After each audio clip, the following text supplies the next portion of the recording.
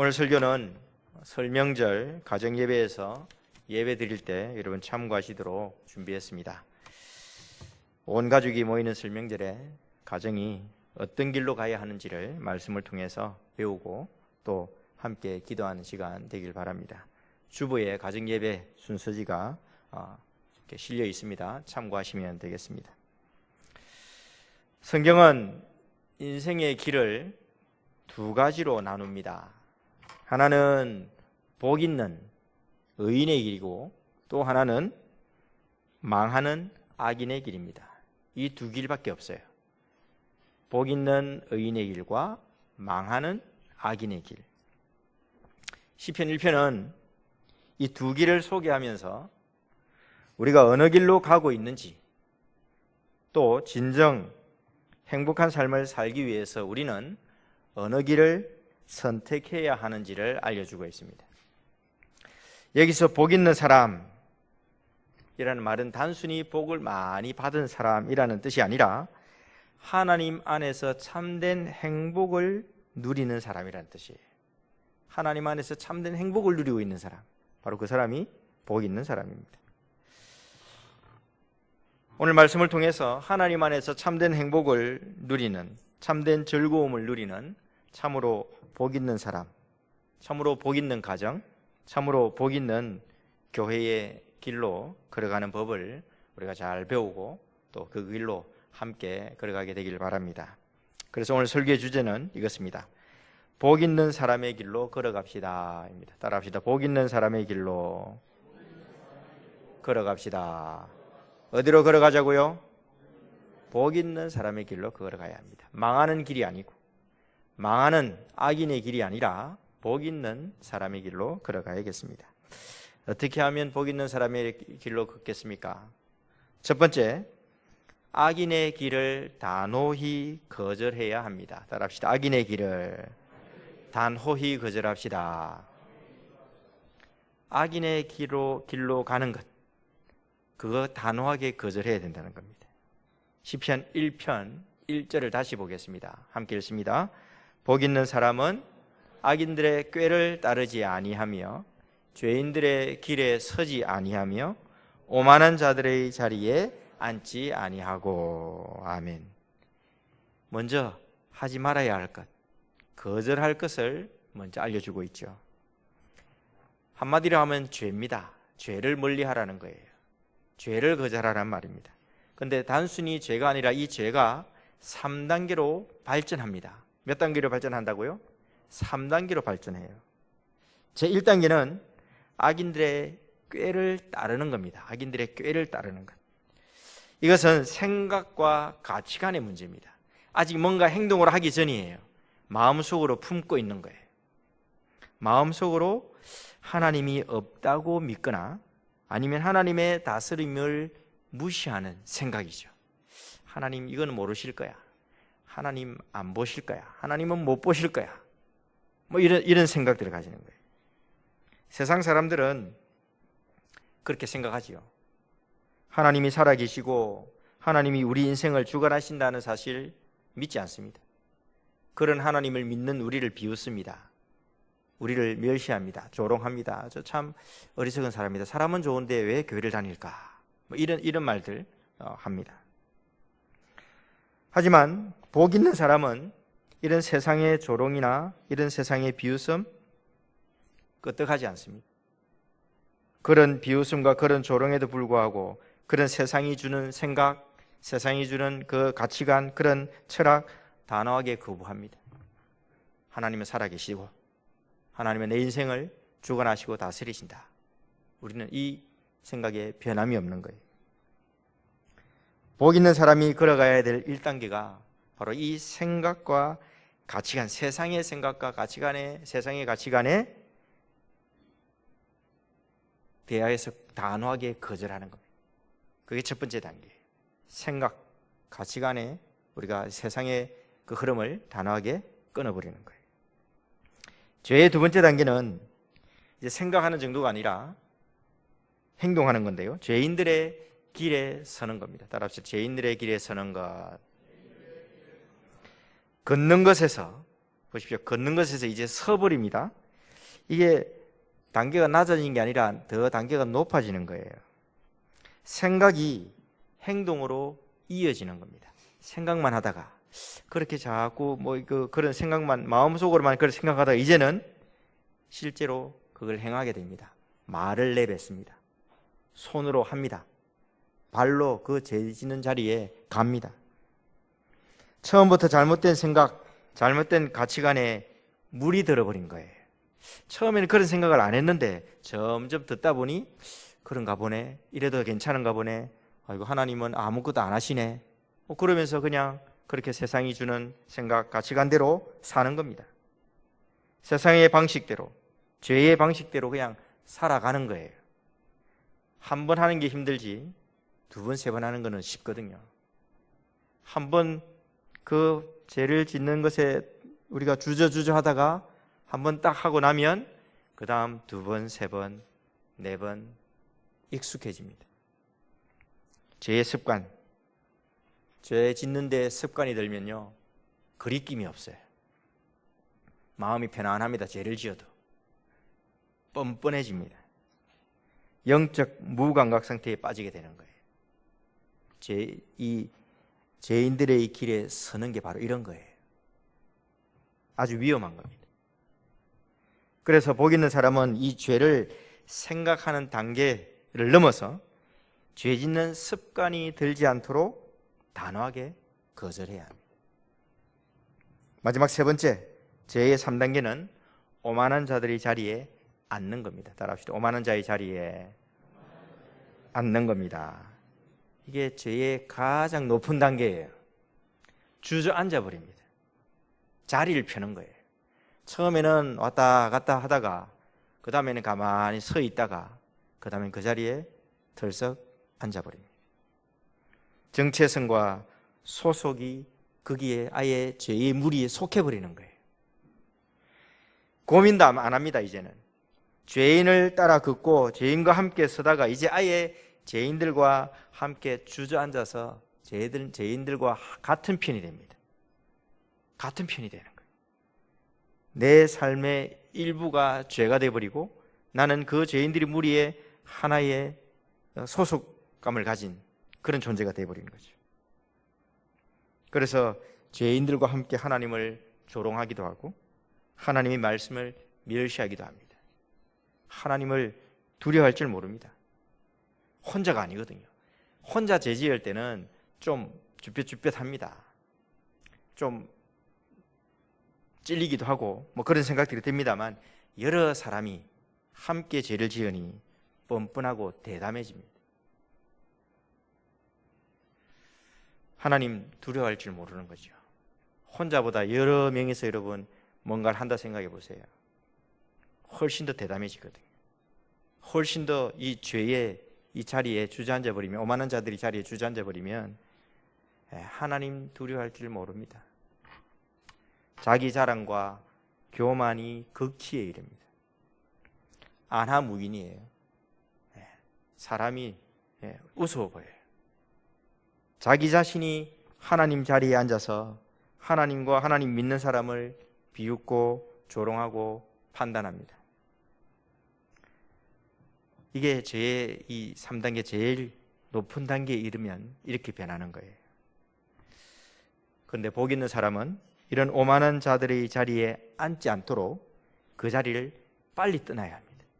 그 자리에 있으면 있을수록 이런 멸망의 길로 가는 거예요. 자리를 빨리 떠나야 합니다. 성도 여러분, 처음에 악한 생각을 받아들이는 것, 그 생각을 내가 듣고 받아들이는 것, 그때부터 벌써 이미 죄가 시작되고 있습니다. 생각이 죄에 물들면 이제 그랬던 말, 그랬던 행동 반복하면서 습관적으로 죄를 짓습니다.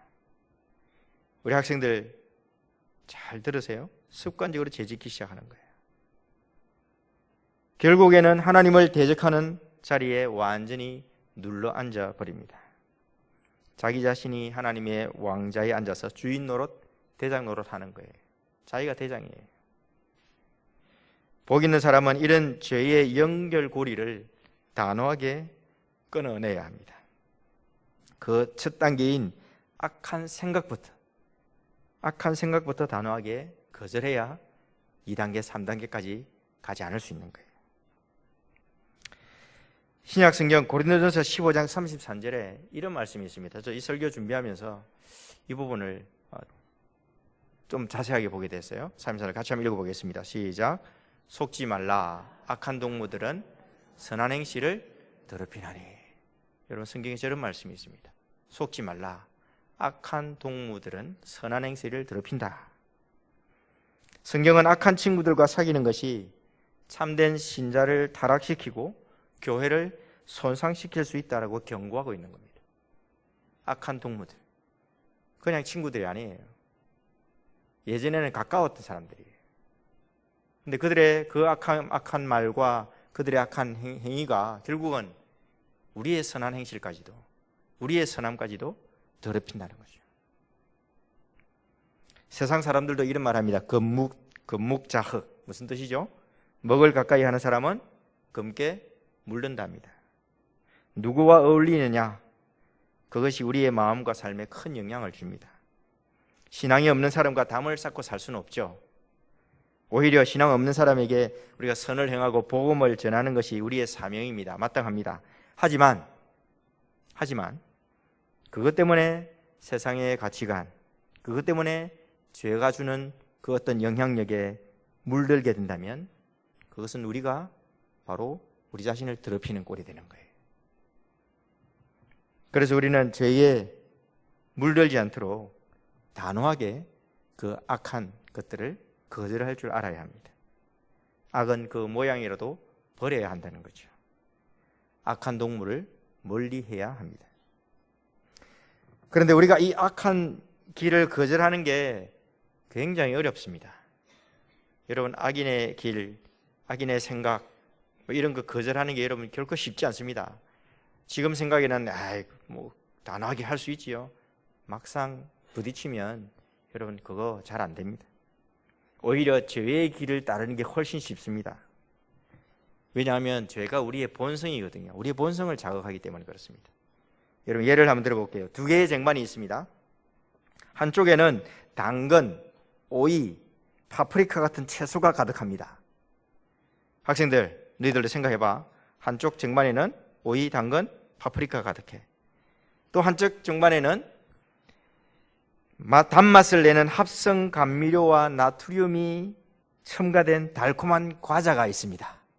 자, 한쪽은 당근, 오이, 파프리카, 한쪽은 합성 첨가물이 가득한 과자. 여러분 어디에 손이 먼저 가겠습니까? 예?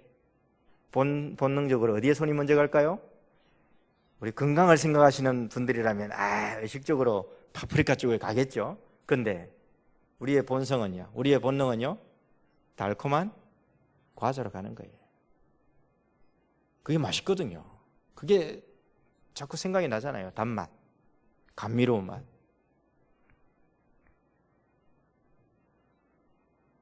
여러분 죄의 길은 이런 거예요. 본능적으로 우리를 끌어당깁니다. 그래서 그 길로 가는 게 훨씬 쉬워요. 하지만 의의 길, 죄인의 길을 거절하고 의인의 길로 걷는 것, 이 본능을 거슬러야 합니다. 본능과 맞서야 되는 거예요. 그래서 어렵습니다. 그래서 뭐가 필요하냐? 자기 부인과 절제가 필요한 겁니다. 따라합시다. 자기 부인과 절제가 필요합니다. 맛있는 과자 먹고 싶은 거 절제해야 되는 거예요. 저도 밤 9시 이렇게 넘어가면 뭐가 먹고 싶어가지고 자꾸 생각나요. 라면도 생각나고 과자도 생각나고. 근데 절제해야 되더라고요. 안 그러면 먹게 돼요. 죄의 본능을 거슬러 의도적으로 이 경로를 수정해야 합니다. 손을 본능이 따르는 것이 아니라 본능을 거스르는 것 쪽으로 우리가 향하도록 우리가 의도적으로 해야 되는 거예요. 자기를 부인하고 절제해야 되는 거예요. 내 손, 발, 내 눈과 귀, 내 입이 죄에 물들지 않도록 의식적으로 노력해야 한다는 뜻입니다.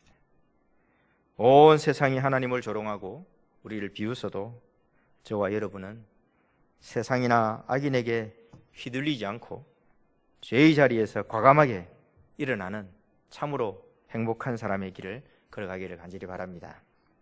두 번째, 어떻게 하면 행복한 사람의 길을 걸을 수 있을까요? 하나님의 말씀을 즐거워하며 묵상해야 합니다. 따라합시다. 하나님의 말씀을 즐거워하며 묵상합시다. 잘 아는 말씀이죠. 시편 1편 2절 다 같이 읽습니다. 오직 여호와의 율법을 즐거워하여 그의 율법을 주야로 묵상하는도다. 아멘. 복 있는 사람은 악인의 길을 멀리하는데 거기에만 그쳐서는 안 됩니다. 거절해야 되죠. 단호하게 끊어야 됩니다. 떠나야 합니다. 하지만 그 빈자리를 하나님의 말씀으로 채워야 되는 거예요. 말씀으로 채우지 않으면 또 악한 생각이 그 자리를 또 차지해 버립니다. 하나님의 말씀보다 다른 것으로 채우면 우리는 또 넘어지는 거예요. 그래서 하나님의 말씀을 금보다도 더 사모하고 꿀보다도 더 달 하나님 말씀이라고 우리는 고백하면서 그 말씀을 계속 섭취해야 되는 거예요. 억지로 성경 읽는 게 아니라 하나님을 사랑하는 마음으로 그분의 음성을 듣기를 열망하면서 읽어야 됩니다. 묵상하다는 말이 바로 그런 거예요. 묵상하다는 말에 원래 이 단어의 뜻은 소가 되새김질 하듯이 입술로 이렇게 중얼중얼 거리는 거예요. 그게 이 묵상하다는 뜻입니다. 염소도 되새김질하고 소도 되새김질 하잖아요. 그렇게 되새김질을 하는 게 바로 묵상하다는 뜻입니다. 하나님의 말씀을 계속 중얼중얼 읽고 생각하는 거예요. 주야로 묵상한다 해서 이 주야는 밤낮이란 뜻인데, 그럼 24시간 계속 성경만 읽어야 되느냐, 그런 뜻이 아니고 슬플 때나 기쁠 때나 아플 때나 건강할 때나 부자일 때나 가난할 때나 모든 상황에서, 이게 주야라는 뜻이에요. 모든 상황에서, 모든 상황 속에서 하나님의 말씀을 읽고 되새김질하면서 그것을 삶의 지침으로, 나의 말과 생각과 행동의 잣대로 지침으로 삼아야 된다는 겁니다. 여러분, 사랑하는 사람에게 연애 편지를 쓰거나 받아본 적 있으시죠? 한 번도 안 받아보셨습니까? 쓰거나 받아봤을 때 그 연애 편지를 한 번만 읽어보는 사람은 거의 없을 겁니다. 보통 한 두서너 번 아니면 10번을 읽는 경우도 있을 거예요. 단어 하나하나 음미하면서 왜 이 단어를 썼을까? 왜 이 다음에 이 문장을 썼을까? 막 생각하면서 그렇게 이 연애 편지를 읽잖아요. 읽고 또 읽습니다. 바로 그런 마음이에요. 그러면서 내가 사랑하는 마음, 또 그가 나를 생각하는 마음, 그거 막 생각하잖아요. 그러면서 흐뭇해 하잖아요. 이게 연애 편지를 읽는 사람의 마음이죠. 이런 마음으로 성경을 읽어야 된다, 이 말입니다. 하나님께서 우리에게 보내신 연애 편지가 바로 성경입니다. 그래서 말씀을 묵상한다는 말은 사랑하는 그 하나님의 음성, 하나님의 마음, 나를 향한 하나님의 마음, 또 내가 하나님을 향해서 가진 그 마음, 그거 하나하나 생각하면서 그것을 마음에 새기면서 그렇게 읽어간다는 거예요. 그게 하나님의 말씀을 묵상하고 즐거워한다는 말의 의미입니다. 사랑하는 성도 여러분, 뉴스나 유튜브 방송보다 하나님의 말씀을 더 많이 읽고 계십니까?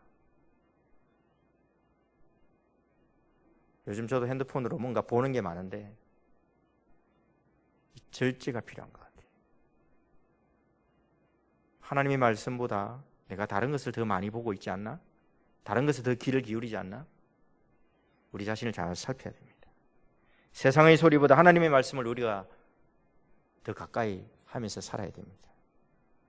하나님의 말씀을 주야로 우리 마음에 채워서 그 말씀이 우리의 생각과 우리의 행동과 우리의 삶 전체를 주관하는 그런 복된 삶을 살아가시기를 간절히 바랍니다.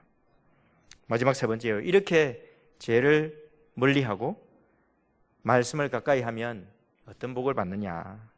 하나님께서 인정하시고 책임지는 인생을 살아갈 수 있습니다. 따라합시다. 하나님께서 인정하시고 책임져 주시는 인생을 삽니다. 누가 인정하신다고요? 하나님께서 인정하시고. 누가 책임져 주신다고요? 하나님께서 책임져 주는 인생을 살 수 있는 거예요. 이게 마지막 복 있는 사람과 그리고 악인의 이 사람의 결말입니다. 시편 1편 3절에서 6절까지 다시 한번 다 읽어보겠습니다. 그는 시냇가에 심은 나무가 그 잎사귀가 마르지 아니함 같으니 그가 하는 모든 일이 다 형통하리로다. 악인들은 그렇지 아니함이요 오직 바람에 나는 겨와 같도다. 그러므로 악인들은 심판을 견디지 못하며 죄인들이 의인들의 모임에 들지 못하리로다. 무릇 의인들의 길은 여호와께서 인정하시나 악인들의 길은 망하리로다. 아멘. 너무나 선명하지요. 뭐 헷갈릴 게 없습니다. 악인의 길은 망합니다. 복 있는 사람들의 길, 의인들의 길을 걷는 사람은 하나님께서 인정해 주십니다. 책임져 주십니다. 복 있는 사람은 시냇가에 심겨진 나무와 같다 그랬습니다.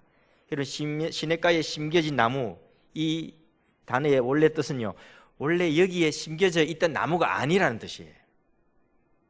원래는 시냇가에 심겨져 있던 나무가 아니라 저 사막의 척박한 땅에 심겨져 있던 나무인데 옮겨 심어 놓았다는 뜻입니다.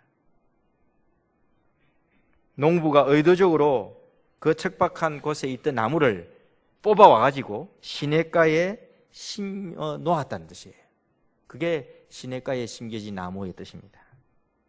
그래서 시냇가에 심겨진 나무는 가뭄이 와도 잎이 청청하고 철을 따라 열매를 맺을 수 있는 거예요. 저절로 시냇가에 심겨진 나무가 아닙니다. 농부이신 하나님께서 우리를 뽑아서 시냇가에 심어 놓으신 거예요. 우리의 영원한 시냇가이신 예수님 곁에 우리를 심어 놓으신 거예요.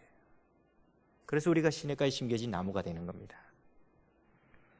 복은 사람의 노력을 얻어지는 것이 아니라 하나님께서 주시는 선물입니다. 척박한 땅, 죄의 길에 걸어가던 우리를 하나님께서 뽑아가지고 생수의 근원이시고 생명이요 복의 근원이신 그 예수님 곁에 우리를 심어 놓으셨어요.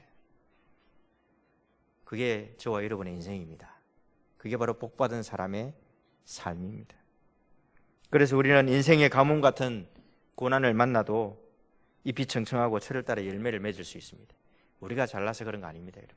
내가 열심히 살아서 그런 게 아니에요. 하나님께서 우리에게 그런 복을 주신 겁니다.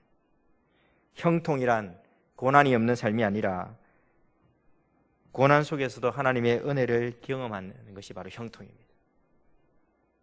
그래서 복 있는 사람은 형통한 삶을 살게 되는데 고난을 만나도 그 고난을 견뎌내고 이겨내는 거예요. 마지막 6절에 의인의 길은 여호와께서 인정하신다 그랬습니다. 이것은 하나님께서 사랑해 주시고 기억해 주시고 끝까지 책임져 주신다는 뜻입니다. 이게 하나님이 인정하시는 다는 말의 뜻입니다. 하나님이 기억하시고 또 끝까지 책임져 주시는 거예요. 반면에 악인은 어떻습니까? 하나님 없는 인생은 바로 바람에 나는 겨와 같습니다. 바람에 훌훌 날아가 버립니다. 뿌리도 없고 알맹이도 없습니다. 결국 심판의 바람에 흔적도 없이 사라져 버립니다. 최종적으로 그는 하나님의 거룩한 모임에도 참여할 수 없게 됩니다. 이게 악인, 하나님의 이 복된 길을 거절한 사람들의 최종적인 결말입니다. 사랑하는 성도 여러분, 복 있는 사람은 어떤 조건이 아니라 어떤 길이냐의 문제에 달려 있습니다. 우리는 연약해서 스스로 이 의인의 길을 온전히 걸어갈 수 없습니다만 완전한 복 있는 사람이신 온전한 의인의 길을 걸으신 예수님을 의지할 때 우리는 생명수 강가에 심겨진 나무가 될 수 있습니다. 오직 세상의 꾀를 버리고 오직 주의 말씀을 즐거워하고 그 말씀을 따라 살아갑시다. 그래서 하나님께서 기억하시고 인정해 주시고 또 책임져 주시는 참으로 복 있는 인생, 참으로 복 있는 가정, 참으로 복 있는 우리 초기의 교회가 되기를 주님의 이름으로 축복합니다. 아멘.